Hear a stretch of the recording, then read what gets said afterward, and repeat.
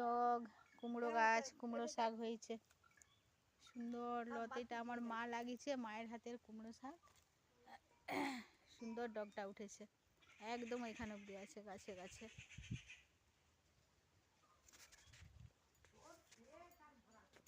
কুমড়ো শাক যেটা এই কুমড়ো শাকের কুমড়োর পাতাটা খাওয়া যাবে, এই ডগটা ডাঁটাটা খাওয়া যাবে, কুমড়ো ফুল খাওয়া যাবে, কুমড়ো খাওয়া যাবে।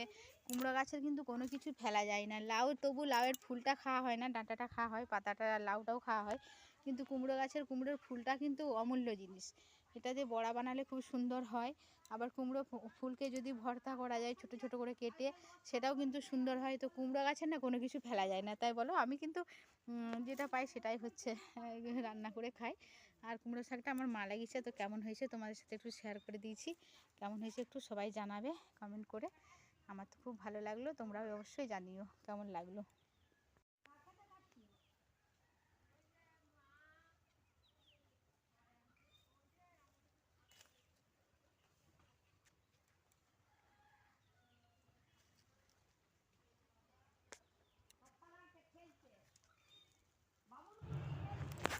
গ্রামে থাকার এই এক সুবিধা,